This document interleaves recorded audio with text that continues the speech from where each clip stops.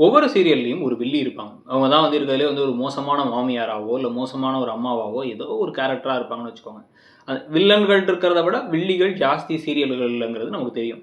So அதே மாரி தான் வந்து பார்த்தீங்க அப்டின்னா வந்து இந்த சீரியல்ல விஜயாவ தான் ஒரு மிகப்பெரிய வில்லியா, விஜயா தான் வந்து இருக்கிறதுலே ரொம்ப மோசம் அப்டின்னு சிறகடிக்க ஆசையில நெனப்போம் நம்ம. ஏன்னா மோசமான மாமியாராவும் இருப்பாங்க, மோசமான அம்மாவாவும் இருப்பாங்க. Double role.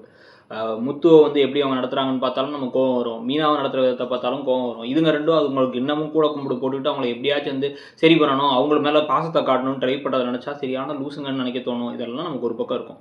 ஆனா விஜயாவையே வந்து காலி பண்ற அளவுக்கு ஒரு மோசமான ஒரு அம்மாவா வந்து இப்ப ரோஹிணி உருவாயிட்டு இருக்கிறத பார்த்தா நமக்கே வந்து ச்சீ! அப்படின்னு இருக்கிற மாரி தான் இருக்கு. அந்த கதாபாத்திரத்துடைய வடிவமைப்பு போக போக. கண்ணு முன்னாடி இதுவரைக்கும் முன்னாடி வந்து பார்த்தீங்கன்னா, நம்ம கூட நம்ம பையன வச்சுக்கல. பையன வந்து அவங்க அம்மா கூட சேஃபா விட்டுட்டு, அவனுக்கு ஸ்கூலுக்கான ஏற்பாடுகள்லாம் பண்ணிட்டு, அப்பப்போ பணத்த அனுப்பிட்டு, இந்த துபாய்ல வேலை பார்க்குறோம் அப்படிங்கிறது மாரி கிட்டத்தட்ட அவங்க நடந்துக்கிட்டாங்க. ஃபாரின்ல போய் வேலை பார்க்குறவங்கலாம் வந்து பார்த்தீங்கன்னா, வந்து வெளியூர்ல வந்து வேலை பார்க்குறவங்கலாம் வந்து அவங்களால டெய்லி போ முடியாது, ரெகுலரா போ முடியாது. குழந்தைக்கு பணத்த மட்டும் அனுப்பிருவாங்க. ஏதோ வந்து அங்க இருக்கவங்க வந்து பார்த்துப்பாங்கன்னு இருக்கும்ல.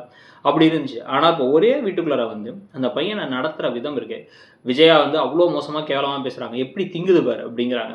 அதே மாரி வந்து சாப்பிட்டுட்டு இருக்க பிள்ளைய போட்டு வந்து கஷ்டப்படுத்துற மாரி பேசி சாப்பிட விடாம பண்றாங்க. ஆசிரமத்தில போட்டுறலாங்கிறாங்க. அந்த பையனோட பொறப்ப பத்தி பேசுறாங்க. எல்லா விஷயத்திலயுமே வந்து அவன வந்து ரொம்ப மோசமா நோகடிச்சு பேசும்போது எல்லாமே, தான் ரத்தத்த பேசும்போது எவ்ளோ கோவம் வரணும் ரோகிணிக்கு. மீனாவுக்கு வர கோவம், ஸ்ருதிக்கு வர கோவம், முத்துவுக்கு வர கோவம், ஏன் அண்ணாமலைக்கு கூட பல நேரங்கள்ல லேட்டா கோவம் வரும்னு வச்சுக்கோங்க. ஆனா வருது ஏதோ. ஸோ அந்த கோவம் கூட வந்து ரோகிணிக்கு வரதும் இல்ல, அத காமிக்கிறதும் இல்ல. இப்படி ஒரு வாழ்க்கைய எதுக்கு வாழ்ந்துகிட்டு? அப்படிங்கிறது தான் முக்கியமான கேள்வி. இப்படி மனோஜ் கூட வாழ்ந்து என்ன சாதிக்க போறாங்க அவங்கங்கிறது தான் அடுத்த கேள்வி. ஒரு கட்டத்துக்கு மேல இப்ப நாளைக்கு கைய தூக்கு ரோகிணி உன்ன வெளில அனுப்ப கைய தூக்குன்னு இவங்க கைய வேற தூக்க ட்ரை பண்றாங்க. அத வேற அந்த பையன் பாத்துர்றாரு.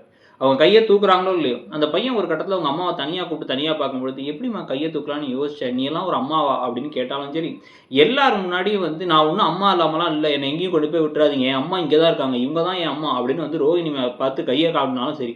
நல்லதா ஏதோ ஒண்ணு நடந்து ஒரு திருப்பத்த கொண்டு வந்து அட்லீஸ்ட் ரோகிணிய பத்தி உண்மைகள் கொஞ்சம் கொஞ்சமா தெரிய வரவாச்சும் ஆரம்பிக்கும். அப்படி இல்லாம திருப்பி திருப்பி வந்து ரோகிணி ஏற்கனவே முத்துவ அந்த விஜயா நடத்துற விதத்த பார்த்தாலே நமக்கு கோவம் வருது. இந்த கூட கிறிஷ் இந்த வீட்ல வச்சுக்கிட்டு அப்படியே நடத்துற விதத்த பார்த்தா வந்து ரோகிணி மேலயும் கோவம் வருது. இதுல கிறிஷும் வந்து பார்த்தீங்கன்னா, ஒரு விஷக்கிருமி மாரி தான் பல நேரங்கள்ல பிஹேவ் பண்றாரு.